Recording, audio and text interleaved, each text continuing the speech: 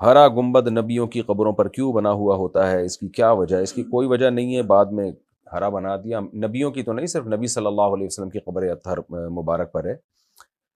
تو باقی جو انبیاء ہیں ان کی قبروں کا یقین نہیں ہے کہ یہ وہ پیغمبر اس میں دفن بھی ہیں یا نہیں ہیں۔ 100% یقینی طور پر صرف نبی صلی اللہ علیہ وسلم کی قبر مبارک محفوظ ہے۔ باقی امکانات کے درجے میں کہا جاتا ہے کہ یہ فلاں پیغمبر کی قبر ہے، یہ فلاں پیغمبر کی قبر ہے، تو لیکن یہ کوئی سنت سے ثابت نہیں ہے۔ وہ ہرا تھا تو لوگ نے ہرا کر دیا، یعنی ہرا کو مقدس سمجھ لیا۔ گنبد تو تھا ہی نہیں جب نبی صلی اللہ علیہ وسلم کو آپ کے جسد اطہر کے ساتھ زمین میں دفن کیا گیا، تو اس وقت تو کوئی گنبد نہیں تھا، اور بہت عرصے کے بعد جا کے یہ گنبد بنائے، اور سیدہ عائشہ رضی اللہ تعالی عنہا کے حجرے میں آپ دفن تھے۔ تو قبروں پہ گنبد بنانا یا اس کو ہرے کو سنت سمجھنا، یہ ٹھیک عمل نہیں ہے، بدعت عمل ہے۔ باقی نبی صلی اللہ علیہ وسلم کو جو دفن کیا ہوا تو عمارت تو پہلے سے تھی، آپ کی قبر پہ عمارت نہیں بنی ہے، یعنی کمرہ سیدہ عائشہ کا، بلکہ اس حجرے میں آپ کو دفن کیا گیا ہے۔ ہمارے نبی صلی اللہ علیہ وسلم کے کھانے کے اوقات کیا تھے؟ دیکھیں، ہمارے نبی تو ایک وقت کا کھانا کھایا کرتے تھے جو عام معمول تھا آپ کا۔ باقی اس زمانے میں جو رواج تھا، جو فطرت کے موافق ہے اور قرآن اور سنت میں اس کا تذکرہ ہے، وہ 2 ٹائم کا کھانا ہوا کرتا تھا۔ ایک تو زوال سے پہلے، جو آج کل کے حساب سے 11 ساڑھے 11 کا ٹائم آپ سمجھ لیں، ناشتہ واشتہ نہیں ہوتا تھا، اور ایک تھا مغرب کے فوراً بعد، یعنی رات کا کھانا، سورج غروب ہوتے ہی کھا لیا کرتے تھے وہ لوگ۔ یہ 2 کھانے تھے جو صدیوں سے اسلامی دنیا میں یہی 2 چلے آئے ہیں، اور آج بھی جو پسماندہ علاقے ہیں، گاؤں دیہات ہیں، جو جدید تہذیب سے انگریزوں سے متاثر نہیں ہے، نہ انگریزوں نے وہاں قدم رکھے، آج بھی وہاں 2 ہی کھانے ہیں۔ میرے شیخ حضرت مفتی رشید احمد صاحب رحمہ اللہ تعالیٰ فرمایا کرتے تھے، ہم نے ہندوستان میں 3 کھانے سنے بھی نہیں تھے انگریز کے۔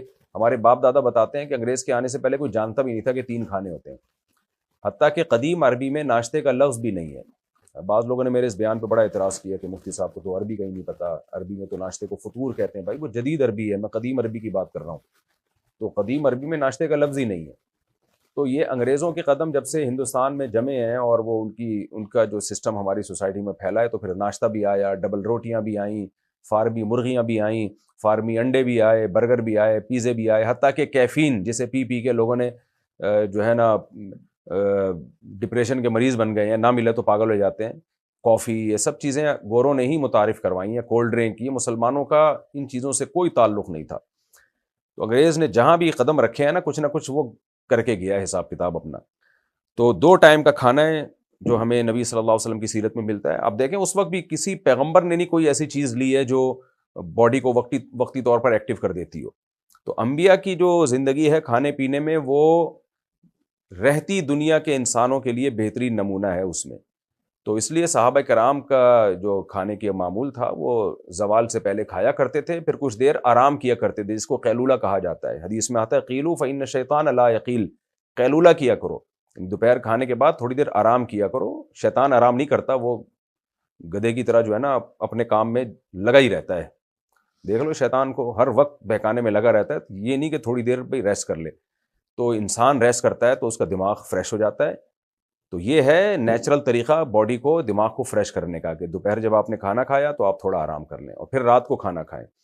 ہم تو کھاتے ہی رہتے ہیں 24 گھنٹے، اور ڈاکٹروں نے ہی لگایا اس دھندے پہ کہ ناشتہ بہت ضروری ہے، تو ناشتے کرا کرا کے لوگوں کی توندیں بڑھ گئی ہیں، پھر دوپہر کھاتے ہیں، پھر شام کو کھاتے ہیں، پھر رات کو الگ کھاتے ہیں۔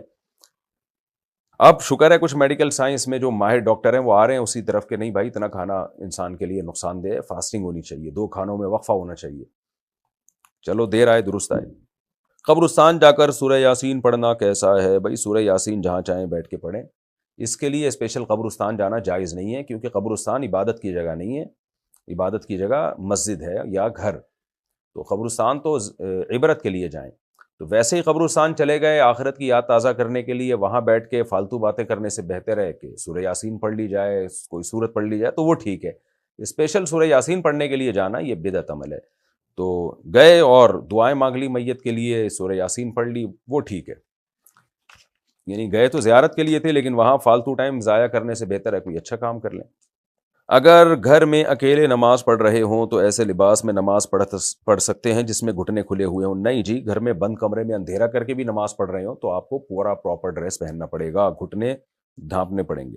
پوچھا ہے رخصتی کے بعد بغیر ہم بستری کے کیا ولیمہ کر سکتے ہیں؟ جی کر سکتے ہیں، رخصتی کے بعد ولیمہ سنت ہے، رخصتی سے پہلے سنت نہیں ہے، اس میں یہ ضروری نہیں ہے کہ میاں بیوی کا ملاپ بھی ہوا ہو۔ وطر کی نماز میں اگر دعائے قنوت پڑھنا بھول جائیں تو کیا کریں؟ سجدہ سہو کریں اگر دعائے قنوت پڑھنا بھول گئے تو۔ اسلام 360 ایپ کے بارے میں کیا حکم ہے؟ اسلام 360 ایپ ایک لائبریری ہے، انہوں نے بہت ساری کتابوں کو جمع کر دیا ہے، اور یہ بہت بڑی ایک اسلام کی خدمت ہے کہ بہت ساری تفسیریں، بہت سارے تراجم۔ اب کا یہ دعویٰ ہے، میری ان سے پرسنل بھی ملاقات ہوئی ہے، ان کا یہ دعویٰ ہے کہ بھائی ہم نے اس بحث میں نہیں گئے کہ کس کا ترجمہ ٹھیک ہے کس کا ترجمہ غلط ہے۔ ایک لائبریری ہے، اس میں اچھی کتابیں بھی ہوتی ہیں، اس میں وہ کتابیں بھی ہوتی ہیں جن سے آپ کو اتفاق نہیں ہوتا، تو آپ اس لائبریری میں جا کے جو مستند علماء ہیں ان کا ترجمہ پڑھیں آپ، اور مستند علماء کی کتابوں سے آپ فائدہ اٹھائیں۔